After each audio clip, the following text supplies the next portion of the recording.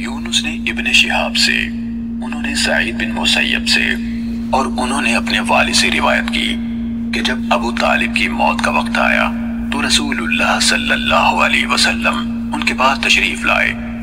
آپ نے ان کے پاس ابو جہل اور عبداللہ بن ابی امیہ بن مغیرہ کو موجود پایا۔ رسول اللہ صلی اللہ علیہ وسلم نے فرمایا، چچا ایک کلمہ لا الہ الا اللہ کہہ دیں، میں اللہ کے ہاں آپ کے حق میں اس کا گواہ بن جاؤں گا۔ ابو جہل اور عبداللہ بن امیہ نے کہا، ابو طالب آپ عبد المطلب کے دین کو چھوڑ دیں گے؟ رسول اللہ صلی اللہ علیہ وسلم مسلسل ان کو یہی پیشکش کرتے رہے اور یہی بات دہراتے رہے، یہاں تک کہ ابو طالب نے ان لوگوں سے آخری بات کرتے ہوئے کہا، وہ عبد المطلب کی ملت پر قائم ہے اور لا الہ الا اللہ کہنے سے انکار کر دیا۔ تب رسول اللہ صلی اللہ علیہ وسلم نے فرمایا، اللہ کی قسم میں آپ کے لیے اللہ تعالیٰ سے مغفرت کی دعا کرتا رہوں گا جب تک کہ مجھے آپ کے حوالے سے روک نہ دیا جائے۔ اس پر اللہ تعالیٰ نے یہ آیت نازل فرمائی، نبی اور ایمان لانے والوں کے لیے جائز نہیں کہ مشرکین کے لیے مغفرت کی دعا کریں، خواہ وہ ان کے رشتہ دار ہی کیوں نہ ہو، جبکہ ان کے سامنے واضح ہو چکا کہ وہ یعنی مشرکین جہنمی ہیں۔ اللہ تعالیٰ نے ابو طالب کے بارے میں یہ آیت بھی نازل فرمائی اور رسول اللہ صلی اللہ علیہ وسلم کو مخاطب کر کے فرمایا، اے نبی بے شک آپ جسے چاہیں ہدایت نہیں دے سکتے، لیکن اللہ جس کو چاہے ہدایت دے دیتا ہے اور وہ سیدھی راہ پانے والوں کے بارے میں زیادہ آگاہ ہے۔ صحیح مسلم حدیث نمبر 132۔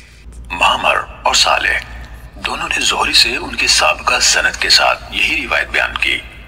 فرق یہ ہے کہ صالح کی روایت فَأَنزَلَ اللَّهُ فِيهِ، اس کے بارے میں اللہ تعالیٰ نے آیت اتاری پر ختم ہو گئی۔ انہوں نے 2 آیتیں بیان نہیں کی۔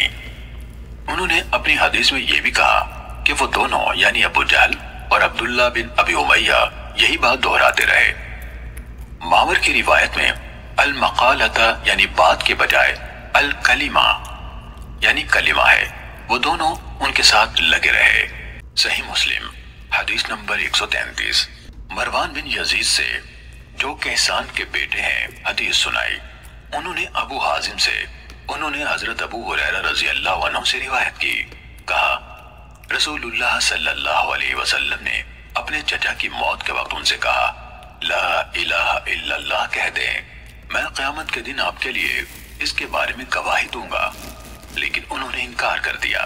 کہا اس پر اللہ تعالیٰ نے یہ آیت اتاری، انک لا تہدی من احببت، بے شک آپ جسے چاہیں راہ راست پر نہیں لا سکتے، آیت کے آخر تک۔ صحیح مسلم حدیث نمبر 134۔ یحییٰ بن سعید نے کہا ہمیں یزید بن کیسان نے حدیث سنائی، اس کے بعد مذکورہ سند کے ساتھ حضرت ابو ہریرہ رضی اللہ عنہ سے روایت ہے کہ رسول اللہ صلی اللہ علیہ وسلم نے اپنے چچا سے فرمایا، لا الہ الا اللہ کہہ دیجئے، میں قیامت کے دن آپ کے لیے اس کے بارے میں گواہ بن جاؤں گا۔ انہوں نے جواب میں کہا، اگر مجھے یہ ڈر نہ ہوتا کہ قریش مجھے آر دلائیں گے، یعنی کہیں گے کہ اسے موت کی گھبراہٹ نے اس بات پر آمادہ کیا ہے، تو میں یہ کلمہ پڑھ کر تمہاری آنکھیں ٹھنڈی کر دیتا۔ اس پر اللہ تعالیٰ نے یہ آیت نازل فرمائی، یعنی آپ جسے چاہتے ہوں اسے راہ راست پر نہیں لا سکتے، لیکن اللہ تعالیٰ جسے چاہے راہ راست پر لے آتا ہے۔ صحیح مسلم حدیث نمبر 135۔